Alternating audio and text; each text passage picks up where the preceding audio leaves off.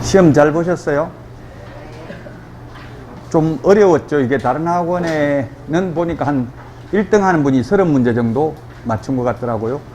여러분들도 한번 스스로 채점 해보셨어요? 답이 없어서 채점 못했죠.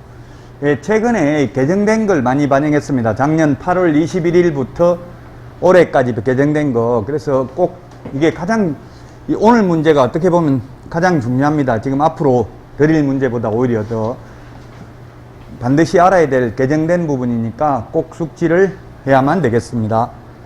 자, 그러면 문제 보도록 하겠습니다. 1번, 이거 인터넷 표시광고 모니터링 제도가 8월 21일 2020년 8월 21일부로 신설된 내용이죠. 작년에. 그래서 작년에 개정된 부분이 작년 시험에 많이 나오진 않았습니다. 따라서 올해 출제될 확률이 많습니다. 1번, 기본 모니터링은 분기별로 실시합니다. 분기별이면 3개월이죠. 3개월이 1분기입니다. 그 다음에 2번, 수시 모니터링은 수시로 하는 게 수시 모니터링입니다. 필요하다고 인정하는 때에는 수시로 하는 게 수시 모니터링이고요. 자, 그 다음에 지정된 모니터링 수탁기관은 매년 12월 말까지 다음 연도 모니터링 기본계획을 수립하여 국토부 장관에게 보고해야 됩니다. 4번이 정답이네요. 모니터링 기관은 매 분기가 끝난 후 15일이 아니라 30일입니다. 우리 암기 프린터 35번. 우리 암기 프린터 35번에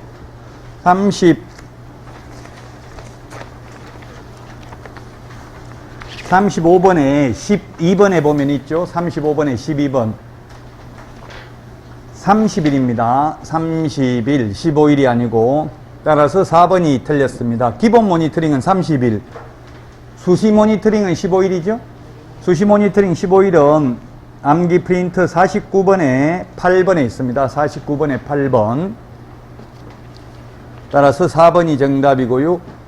그 다음에 5번, 모니터링 기관은 수시 모니터링을 실시하기 전에 국토부 장관에게 모니터링의 기간, 내용, 방법 등을 포함한 계획서를 제출하고 해당 모니터링을 완료한 날로부터 15일 이내에 국토교통부 장관에게 결과 보고서를 제출해야 된다. 예, 수시 모니터링은 15일, 기본 모니터링은 30일입니다.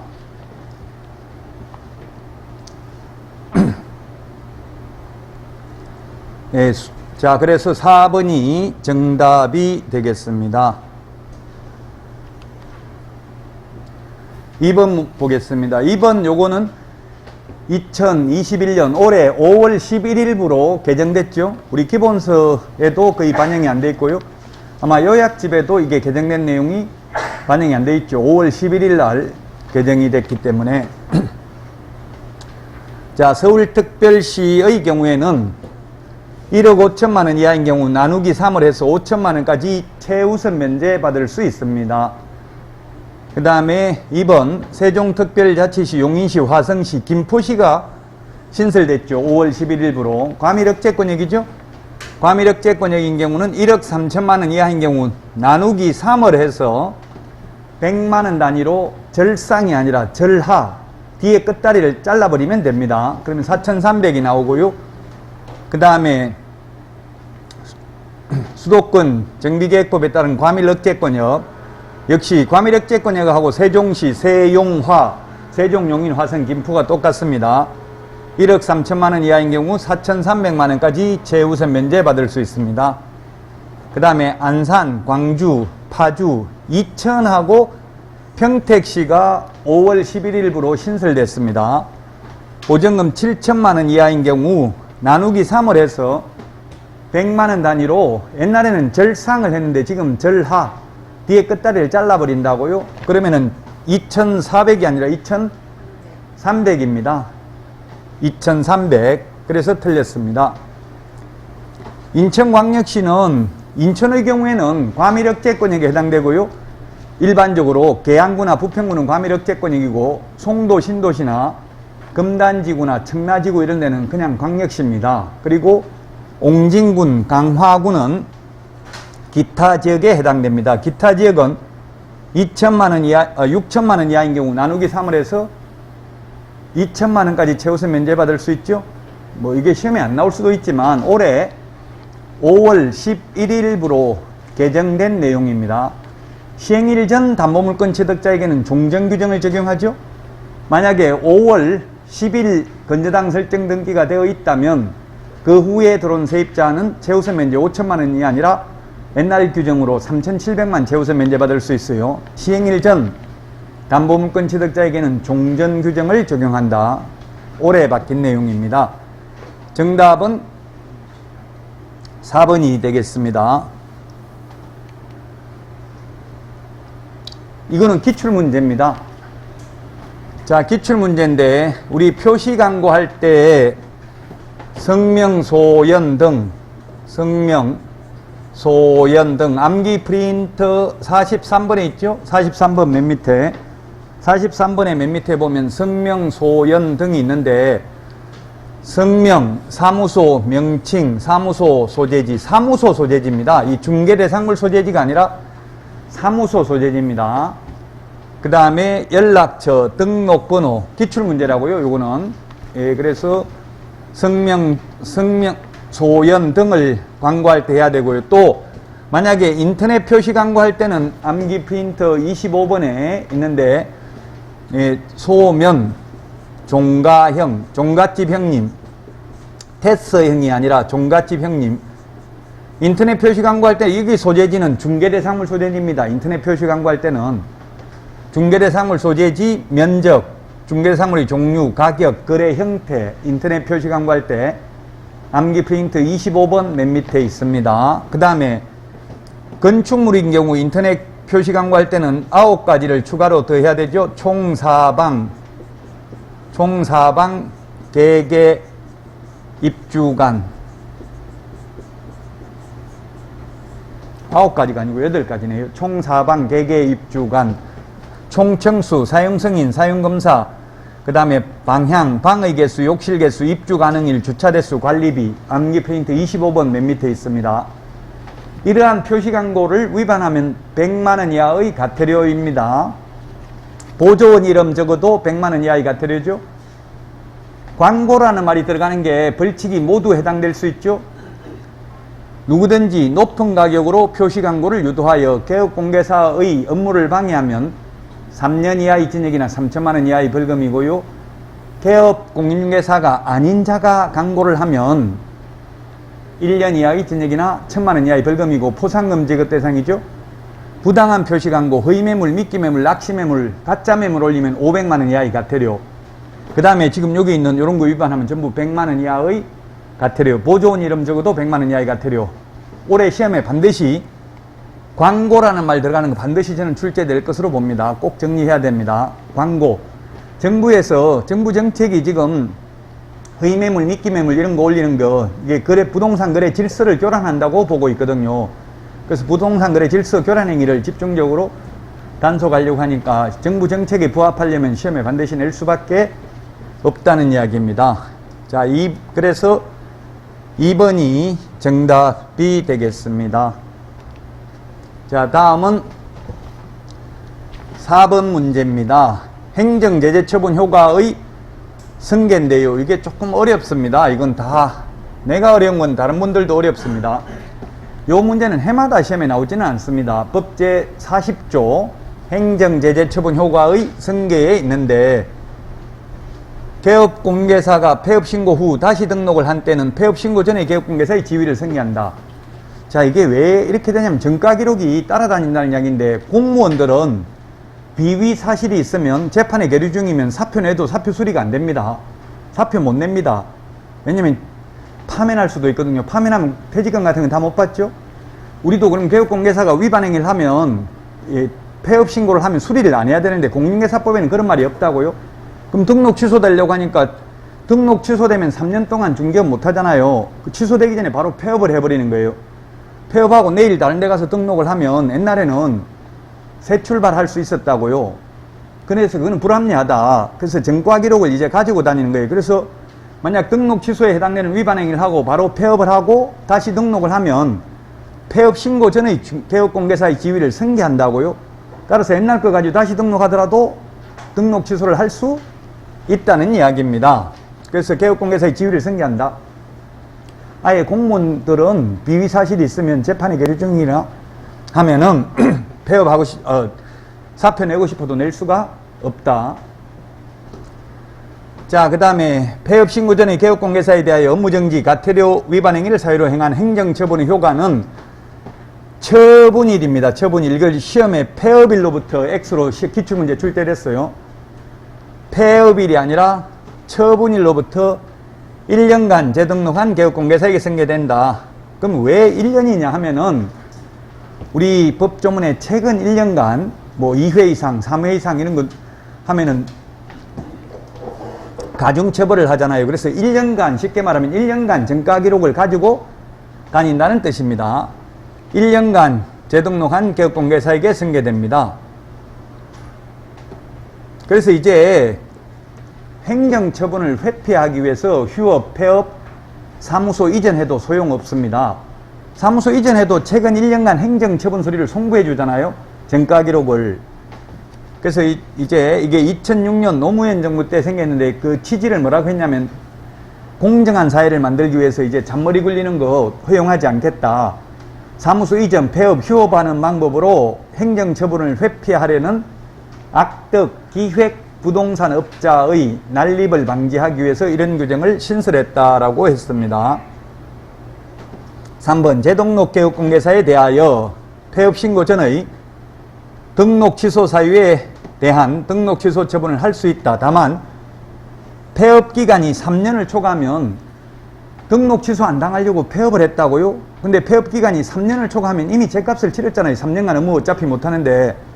근데 만약 2년간 폐업을 했으면 등록 취소할 수 있죠? 그럼 등록 취소되고 3년 지나야 되는데 이 경우에는 폐업 기간 2년 빼준다고요. 그러면 1년만 더 지나면 돼요. 결국 그러면 2년 폐업했고 등록 취소되고 1년 또 업무 못하면 결국 처음 등록 취소된 거나 마찬가지죠? 잔물이 걸려도 소용이 없다 이제. 폐업 기간이 1년을 초과하면 업무정지 못하죠? 여기 1년을 초과하면 폐업 신고 전에 위반 행위로 인한 업무정지 못합니다.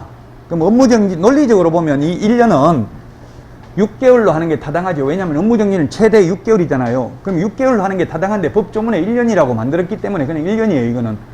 왜 그러냐? 논리적으로는 증명할 수 없는 부분이라고요. 규칙을 그렇게 만들었어요.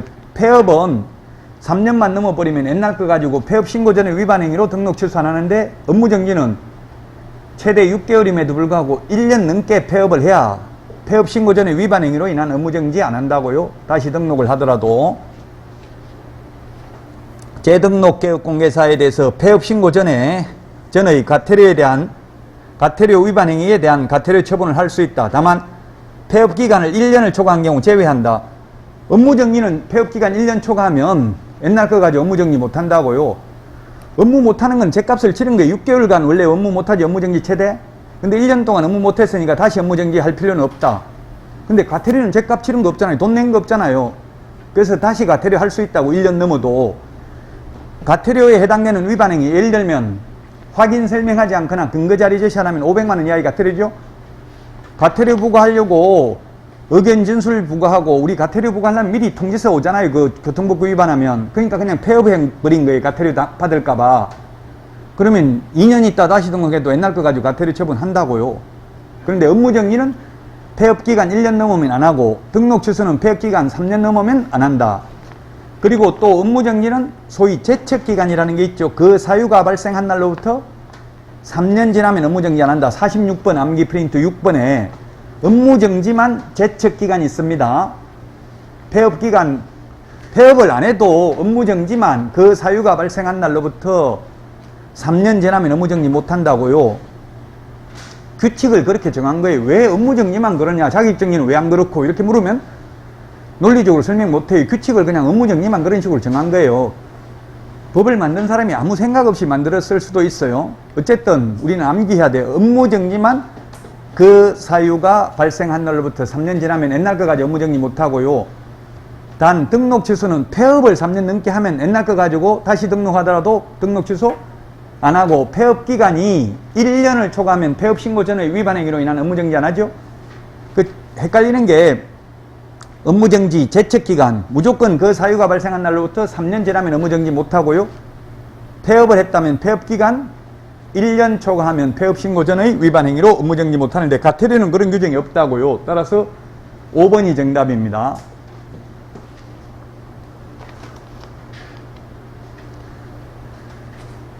자, 다음은 5번인데 역시 광고라는 말 들어가는 거 시험에 반드시 출제된다라고 했습니다. 500만원 이하의 가태료가 허위매물, 미끼매물, 낚시매물 올리는 건데 법 규정에 법에 3가지가 있고 시행령에 2가지가 있고 총 5가지예요. 허위매물 올리는 게 어떤 게 있냐면 1번 중개대상물이 존재하지만 실제로 중개대상이 될 수 없는 중개대상물에 대한 표시광고. 2번 중개대상물이 존재하지만 실제로 중개할 의사가 없는 중개대상물에 대한 표시광고. 그 다음에 3번 중개대상물의 입지조건, 생활여건, 가격 등 거래조건 등 중개사물의 선택에 중요한 영향을 미칠 수 있는 사실을 빠뜨리거나 은폐, 축소하는 등의 방법으로 소비자를 속이는 표시광고. 3번 이걸 원룸을 많이 하더라고. 원룸 월세 20만원짜리 있다. 주로 높게 올리는 것보다 더 낮게 올리죠. 미끼매물은. 인터넷에는 가격 최고 싼 거 전화하잖아요. 그럼 20만원짜리 월세 있다고 올려놔서 전화해보면 예 있습니다. 빨리 오세요. 이거 금방 나갑니다. 택시 타고 오세요. 해서 가보니까 예 제가 금방 나간다고 했잖아요. 금방 나갔습니다. 이렇게 만약 거짓말 했으면 500만원 이하가 되더라고요. 현실적으로 직방, 다방, 한방, 네이버 부동산 이런데 원룸을 이런 식으로 많이 올립니다. 원룸. 아파트보다 원룸을 많이 올리더라고요. 제가 현업에서 해보니까. 자, 답은 4번이네. 아까 조금 전에 이야기했잖아요. 보조원 이름 적으면 100만원 이하가 되리라고 했죠? 만약에 보조원 이름으로만 광고하고 개업공개사 이름이 없으면 그거는 보조원은 개업공개사 아니잖아요. 그러면 1년 이하의 징역이나 1000만원 이하의 벌금이라고. 보조원 이름으로만 광고하면 개업공개사 이름으로 광고하면서 보조원 이름을 추가로 적으면 100만원 이하가 되리라고요. 소속공인중개사 이름은 적어도 된다, 적으면 안 된다 규정 없습니다. 그러면 해석상 개업공개사 이름으로 광고하면서 담당 소속공인중개사 박용덕 이렇게 적어도 위반이라고 보기는 어렵습니다. 다만 보조원 이름으로 보조원 이름은 적으면 안 된다. 왜냐하면 직방 그 허위매물 올리는 분들이 거의 보조원들이에요. 보조원들이 자기가 광고비 내고 현업에서 지금도 직방에 제가 알아보니까 지금도 다 하고 있더라고요. 안심번호라고 해서 사무소 이름으로 광고는 나가 있는데 전화를 걸면 전부 중개보종 개인 핸드폰으로 가요. 전화가. 현실적으로 그렇게 뭐 안심번호라는 걸 만들었더라고요. 그 지금도 사실은 다 불법으로 편법을 하고 있습니다. 제가 정부에도 알려는 줬는데 다 알고는 있습니다. 그래도 이게 단속하기는 쉽지 않죠. 현실적으로 안심번호로 하니까. 자, 그래서 4번입니다. 보조원 이름 적으면 100만원 이하의 가태료라고 했습니다. 500만원 이하의 가태료 아니죠? 제가 광고라는 말 들어가는 게 3년 이하의 징역이나 3천만원 이하의 벌금부터 100만원 이하의 가태료까지 전부 해당된다고 했잖아요. 꼭 숙지하셔야 됩니다. 그래서 4번이 정답이고요. 5번 중개사물이 존재하지 않아서 실제로 거래할 수 없는 중개사물에 대한 표시광고. 이런 게 다 허위매물, 미끼매물, 낚시매물, 가짜매물이라고요. 가짜매물 올리면 500만원 이하의 가태료.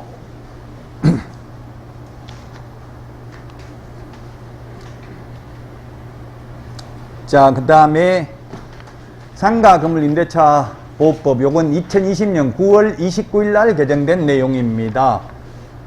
이게 이거는 제1급 감염병, 요거는 최근에 바뀐 거네요.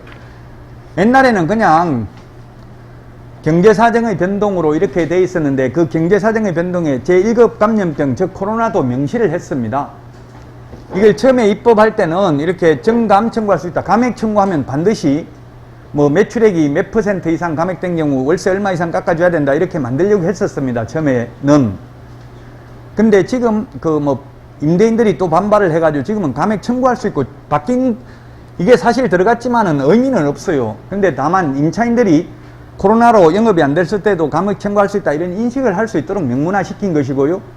감액 청구할 수 있다고 했지 주인이 반드시 거기에 응해야 된다는 규정은 없죠. 불응하면 어떻게 해야 돼요? 임차인은 감액 청구 소송을 해서 판결문을 받아야 감액이 가능해요. 청구권이지 형성권은 아니라고요. 깎아달라고 한다고 뭐 몇 % 의무적으로 깎아줘야 된다 이런 규정은 없죠. 어쨌든 옛날에는 1급 감염병 이게 없었는데 지금은 1급 감염병 이 말이 명문화됐다. 결국 이게 경제사정의 변동에 여러 가지가 다 포함될 수 있잖아요.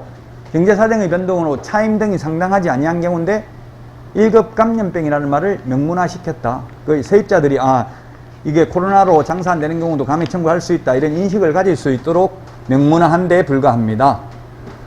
정감 청구할 수 있고요. 정액은 상한선이 있습니다. 1년에 5%밖에 못 올립니다. 최대 1년에 5%입니다. 근데 감액은 규정이 없죠? 상한선도 없고 기간 규정도 없습니다. 감액에 대해서는. 감액 청구를 했는데 주인이 안 받아주면 소송을 해서 확정 판결문을 받아야 되니까 현실적으로는 어려운 부분입니다. 정액은 5%밖에 안 되는데 단 환산보증금이 서울에서 9억, 과밀억제권역에서 6억 9천, 광역시 5억 4천, 기타 지역 3억 7천 초과하면 5%밖에 못 올린다. 이 규정 적용하지 않죠?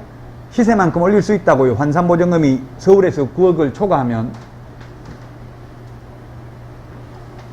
자, 그 다음에 1급 감염병에 의한 경제사정의 변동으로 차임 등이 감액된 후 임대인이 정액을 청구하는 경우에는 정액된 차임 등이 감액 전 차임 등의 금액에 달할 때까지는 정액 상한 5%를 적용하지 않는다. 지금 월세 100만 원인데 코로나 때문에 영업 안 된다고 50만 원 깎아줬어요. 그리고 나서 다음에 올리려고 하니까 50만 원에서 5%밖에 1년에 안 된다. 이러면 다시 원상복구 되는데 몇 년 걸리겠죠? 그 옛날에 봤던 걸로 원상복구하는 건 언제든지 가능하다고, 영업이 정상화됐다고 판단하면 5%밖에 1년에 못 올린다. 이 규정 적용 안 된다고요. 그럼 주인이 더 안 깎아주려고 하겠죠? 장사 잘 돼도 깎인 금액에서 1년에 5%밖에 못 올린다. 이렇게 하면 명문 규정에 있는 내용 그대로입니다. 제가 제 감정을 넣은 글자 하나도 없습니다. 오늘 문제에 개인적인 감정을 넣어서 제 임의대로 해석한 건 없다고요. 그래서 그렇게 어렵진 않아요. 자의적인 해석을 하면은 논란의 여지가 있기 때문에 법조문 있는 대로입니다. 전부 있는 그대로. 자, 계약갱신요구 등의 임시특례.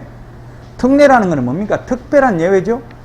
임시특례입니다. 영원한 특례가 아니고 임시특례라는 건 딱 6개월 동안만 특별한 예외를 두는 거예요. 9월 29일부터 존속 중인 임대차에 대해서 적용하지 않는다 했는데 존속 중인 임대차에 대해서도 적용됩니다. 2020년 9월 29일 이후에 체결된 계약부터 적용되는 게 아니라 옛날에 있던 계약도 적용된다고요. 계약갱신요구 등에 관한 임시특례 규정은, 그래서 답은 3번이 틀렸죠. 임차인이 2020년 9월 29일부터 6개월까지의 기간 동안 연체한 차임액은 계약갱신 거절 사유 적용에 있어서는 차임 연체액으로 보지 아니한다.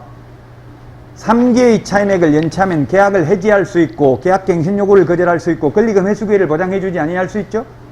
그러나 2020년 9월 29일부터 6개월간 연체한 차임은 여기에 포함시키지 않는다고요. 그래서 제가 제 개인 유튜브 채널에 가장 조회수가 많은 게 그거더라고요. 제가 최대 8개월간 연체해도 세입자 내쫓을 수 없다 이런 걸 하나 올렸어요. 그러니까 일반인들이 많이 보더라고요. 맞잖아요. 지금 만약에 예를 들어서 2020년 8월까지 2개월 연체되어 있습니다. 그 상태에서 9월 29일부터 9월 28일까지 2개월이 연체되어 있다고요. 근데 9월 29일부터 6개월간 더 연체해도 그 6개월 건 빼잖아요. 그럼 3개의 차임액을 연체한 거 아니죠? 그럼 최대 8개월 연체해도 세입자 내보낼 수 없습니다. 자, 그 다음에 5번 특례기간 동안 임차인의 임대인에 대한 차임 지급 의무는 면제되는 것이 아니고 연체에 따른 지연이자 지급 의무도 발생한다. 예, 그렇습니다. 웬만하면 내야 되지. 도저히 영업이 안 돼가지고 월세 낼 돈도 없으면 어쩔 수 없지만 만약에 안 내면 나중에 연체된 차임은 연체이자까지 다 받을 수 있다는 이야기예요. 6개월 그냥 면제되는 게 아니죠. 언젠가는 연체이자까지 다 물어내야 되니까 세입자도 무조건 연체하면 되는 게 아닙니다. 자, 그래서 정답은 3번이 되겠습니다.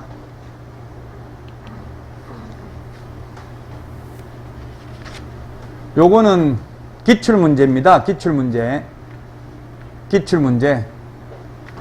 자, 기출문제 이게 3분의 1이라는 게 두 문제가 출제됐는데요.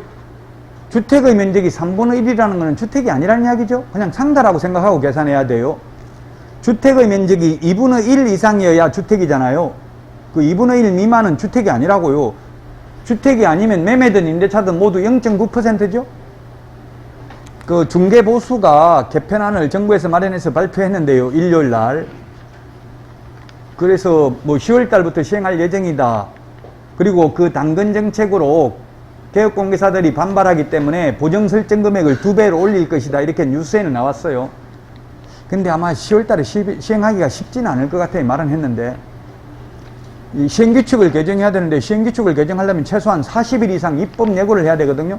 근데 아직 입법 예고가 안 돼 있어요. 그러면 아마 이번 시험에는 시행하기가 쉽지는 않을 것 같아요.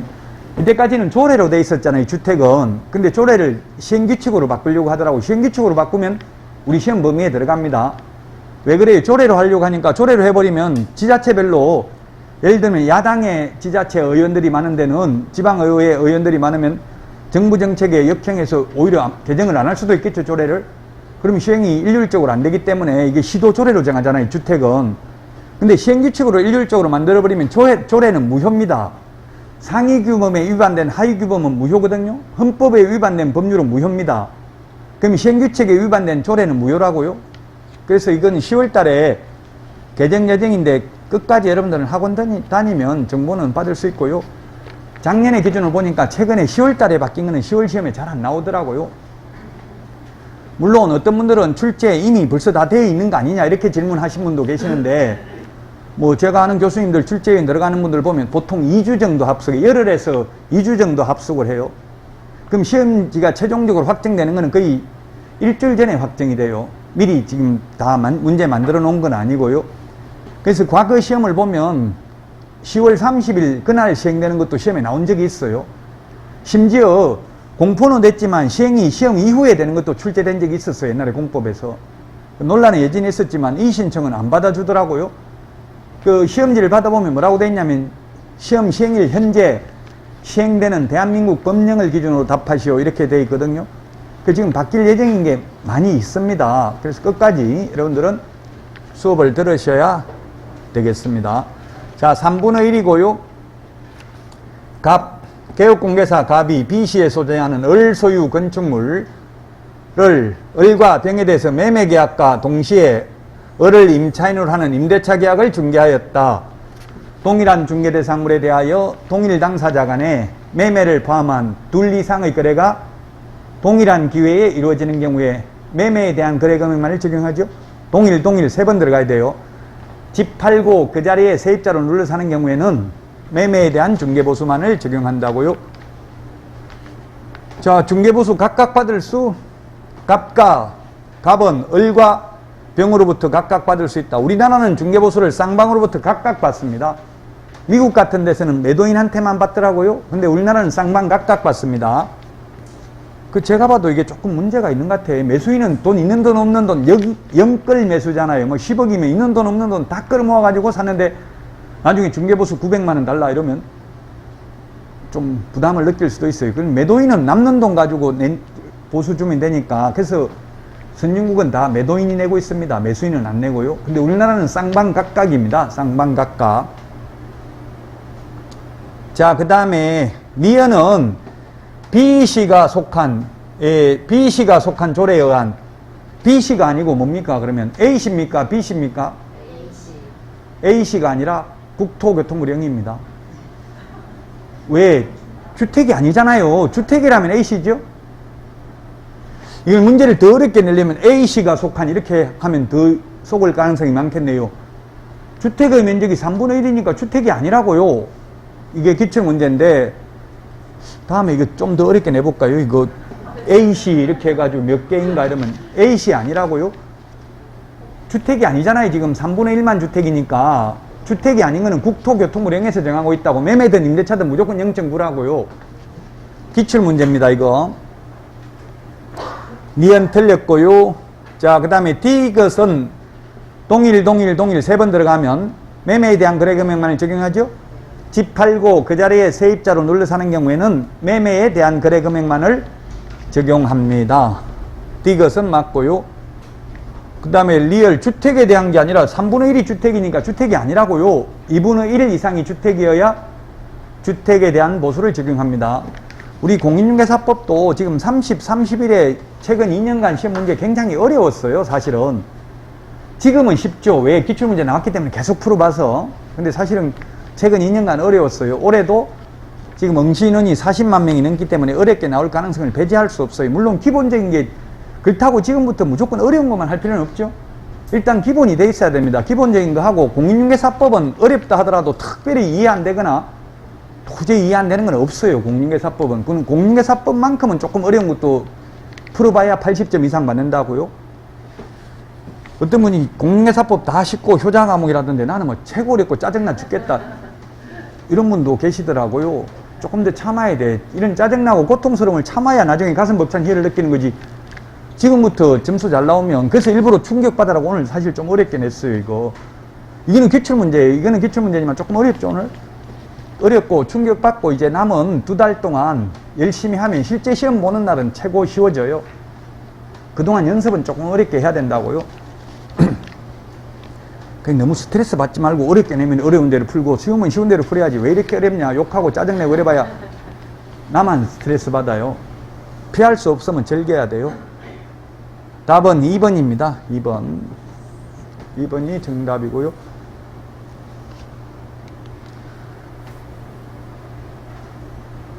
자, 이거는 2020년 12월 10일 날 개정됐습니다. 물론 개정된 날짜 시험에 안 나옵니다. 그냥 저는 강의하기 위해서 말씀드리는 거예요. 날짜까지 또 어떤 분 적어놓고 자꾸 중요하고 막 별표하고 이런데 바뀐 날짜는 시험에 안 나온다고요.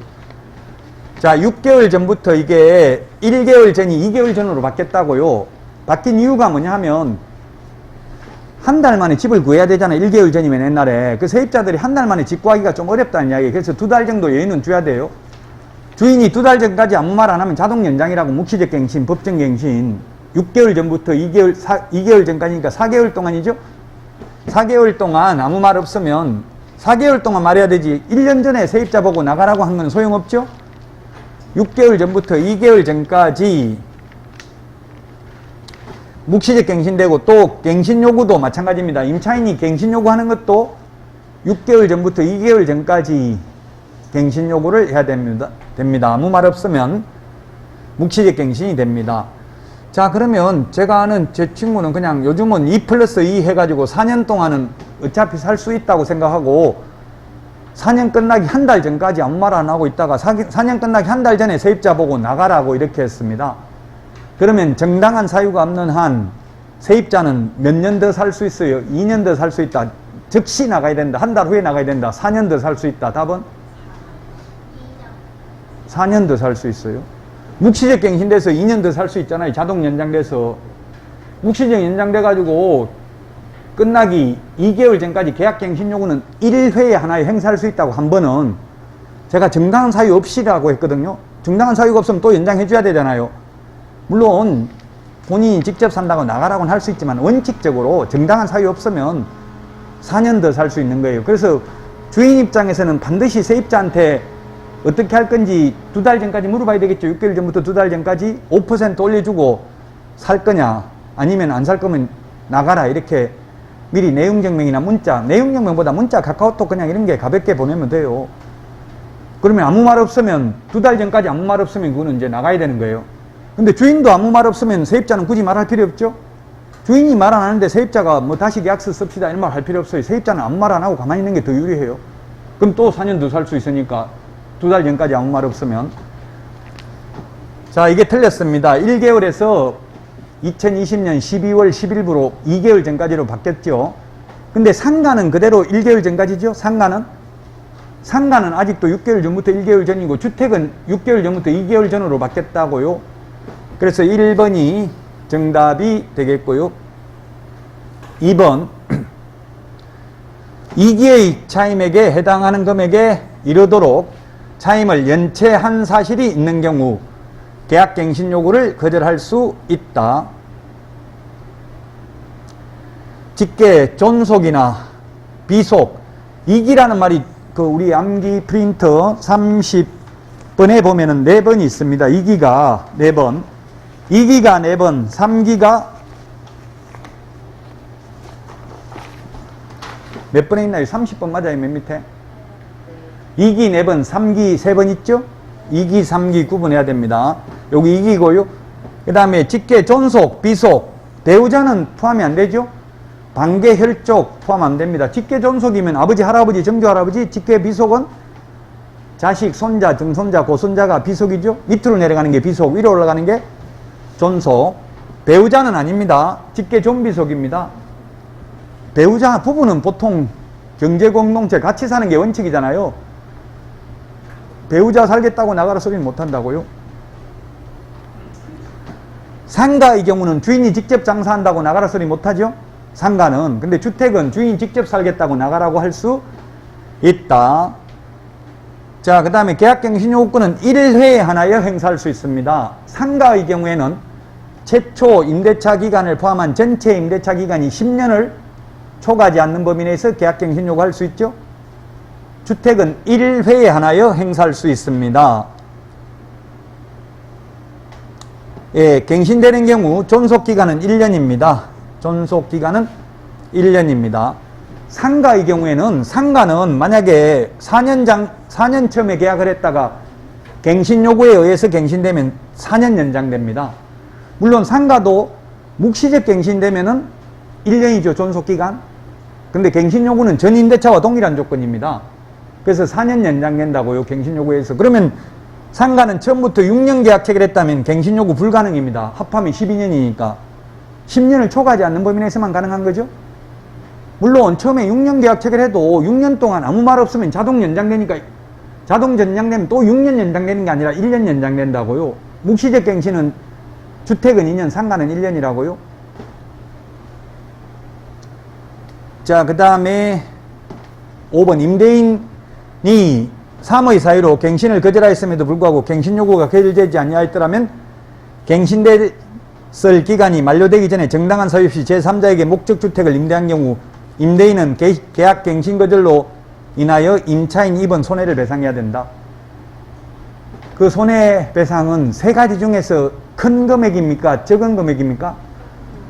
큰 금액입니다. 높은 금액인지 낮은 금액인지 이거 잘 구분해야 돼요. 이거는 큰 금액이에요. 세 가지가 뭐냐면 지금 원래 살던 임차인의 3개의 환산월차임, 그 다음에 옛날에 살던 세입자와 새로운 세입자 간의 차액, 환산월차임 차액의 2년분 곱하기 24개월, 그 다음에 실제 손해 입은 액 중에서 큰 금액입니다. 큰 금액.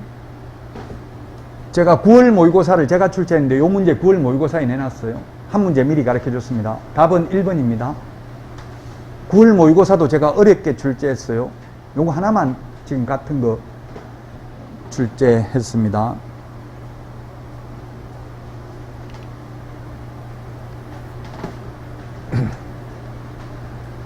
요거는 기출문제네요. 기출문제. 개혁공개사 갑의 중개로 병은 2018년 10월 17일 을소유 용인시 소재 X주택에 대하여 보증금 5천만원 2년간 을과 임대차 계약을 체결하고 당일 주택의 인도와 주민등록 이전 임대차 계약증서상 확정일자를 받았다. 병이 임차권 등기명령을 신청하는 경우 주택임대차보호법 적용에 관한 갑의 설명으로 옳은 것은 했는데, 임차권 등기는 등기법에 보면 두 가지가 있습니다. 임차권 설정 등기가 있고 명령에 의한 등기가 있고 두 가지가 있죠. 설정 등기는 당사자 합의에 의해서 하는 게, 등기 권리자, 등기 의무자가 합의에 의해서 하는 게 설정 등기입니다. 언제든지 해도 됩니다. 계약기간 중에라도 가능합니다. 근데 명령에 의한 등기는 이건 재판상 등기입니다. 재판의 종류가 명령, 결정, 판결이 있어요. 재판상 등기이기 때문에 임차인 단독으로 할 수 있습니다. 설정 등기는 공동으로 합의가 돼야 되죠. 단독으로 할 수 있기 때문에 그 비용을 임대인에게 청구할 수 있습니다. 그래서 반드시 계약기간이 끝난 경우에, 끝나도 주인이 보증금을 돌려주지 않는 경우에만 명령에 의한 등기를 할 수 있습니다. 그 비용을 임대인에게 청구할 수 있고요. 등기를 하게 되면 효과는 똑같습니다. 설정 등기든 명령에 의한 등기든 다 대항력과 우선 면제권을 취득하게 되고, 이미 취득하고 있던 사람은 존속하게 됩니다. 그 다음에 나중에 임차권 등기 말소해 주는 것과 보증금 돌려받는 게 동시행이 아니라 선의행, 보증금부터 돌려주고 말소해달라고 해야 됩니다. 왜냐하면 보증금을 못 돌려받아서 등기를 했는데 또 돈 돌려달라고 하니까 등기 말소해주면 돌려줄게, 이렇게 동시행 항명권을 행사할 수 없다. 돈부터 돌려주고 말소해달라고 해야 된다. 등기가 되어 있는 주택이나 상가에 새로 들어온 새로운 세입자는 최우선 면제는 받을 수 없습니다. 그러나 자기보다 후순위 권리자보다 우선 면제는 받을 수 있죠.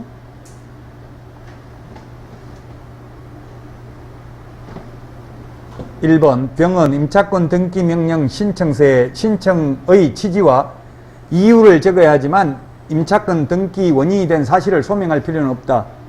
소명해야 됩니다. 이거 지금 기출문제라고 했습니다. (2번) 병이 임차권 등기와 관련하여 든 비용을 임대인에게 청구할 수 있지만, 이게 틀렸네요. 을에게 청구할 수 없다. 청구할 수 있다고요.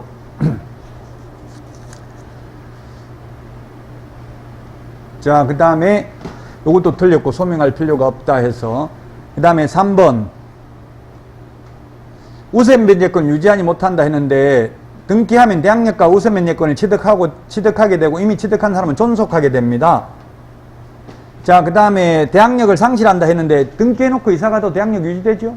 그래서 틀렸고, 5번 등기된 집에 새로 들어온 소액보증금, 이게 최우선 면제잖아요. 최우선 면제 받을 권리가 없다. 맞죠? 없다가 맞네요. 예, 5번이네요.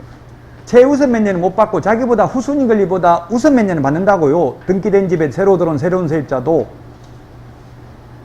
만약에 최우선 면제가 된다고 하면 방은 이사가고 방 빼고 없는데 또 새로운 세입자 들어왔으면 2명한테 해줘야 되잖아요. 옛날에 방 빼고 이사 간 사람도 대항력 유지되니까 최우선 면제 해줘야 되니까. 그래서 새로 들어온 세입자는 최우선 면제는 못 받고 자기보다 후순위 권리자보다 우선 면제만 받을 수 있습니다. 10번까지 하고 쉬었다가 하겠습니다. 기출문제입니다. 기출문제. 명의신탁입니다. 주식회사 A는 직원 갑과 명의신탁 약정을 맺고, 갑은 개업공개사 을의 중개로 병 소유의 X 토지를 매수하여 갑 명의로 등기하였다. 이에 관한 설명으로 틀린 것은 했는데, 자, 누굽니까? A가 명의신탁자고요. 그 다음에 갑이 수탁자고, 그 다음에 매도인이 누굽니까? 매도인이 병이네요. 병이면 이 명의신탁자와 수탁자의 명의신탁 약정은 무효이고요. 그로 인한 물권 변동도 원칙은 무효이다.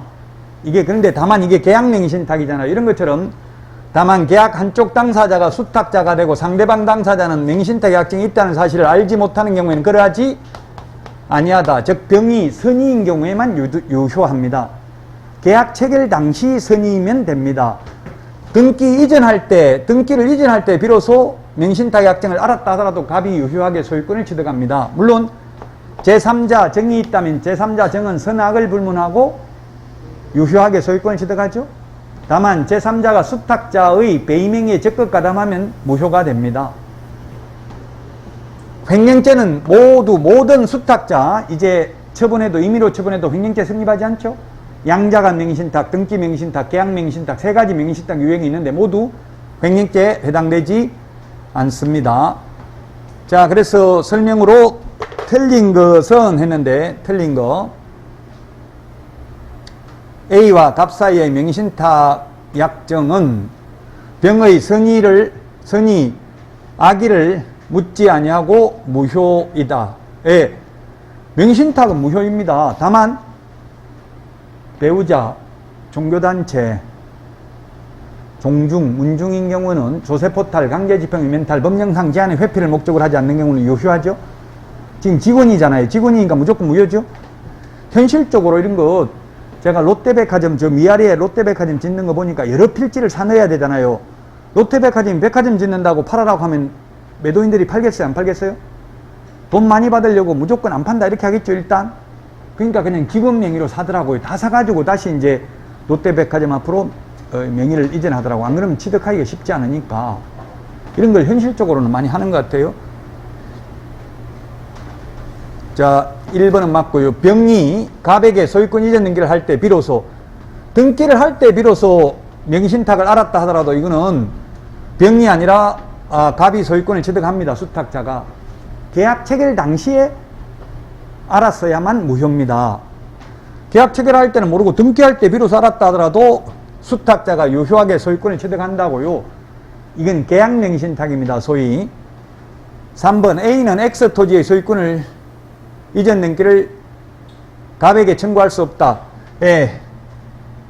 갑에게 청구할 수 없습니다. 다만 갑이 제3자에게 처분하면 A는 갑에게 부당이득 반환을 청구할 수 있습니다. 부당이득은 1995년 7월 1일 실명법 제정 이후라면 매수자금 금원을 부당이득하였다고 봄이 상당하고 실명법 제정 전이라면 부동산 자체를 부당이득하였다고 봄이 상당합니다. 예를 들면 도곡동 땅을 20억에 사가지고 263억에 팔아서 200억이 남았습니다.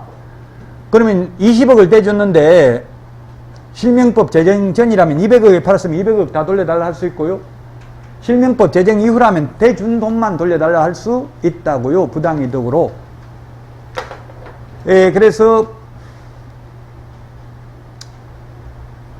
A는 갑에게 소유권 명의신탁의 약정 해지에 의한 소유권 이전 등기 청구는 불가능하다고요. 왜? 처음부터 무효니까 해지할 수가 없죠. 단지 부당이득 반환을 청구할 수 있고요. 자, 그 다음에 4번 갑이 X 토지를 정에게 처분하고 소유권 이전 등기를 한 경우 제3자 정은 선악을 불문하고 유효하게 소유권을 취득하죠. 자, 그 다음에 5번 A와 갑의 명의신탁의 약정을 병이 알지 못한 경우 갑은 X 토지의 소유권을 취득한다. 수탁자가 소유권을 취득합니다. 등기 명의신탁에서는 수탁자가 소유권 취득합니다. 등기 명의신탁이 아니라 계약 명의신탁. 여기서는 나머지 등기 명의신탁이나 양자간 명의신탁에서는 수탁자가 소유권 취득 못하죠. 근데 여기서는 취득합니다. 기출문제가 되겠습니다. 자, 여기까지 하고 쉬었다가 하도록 하겠습니다.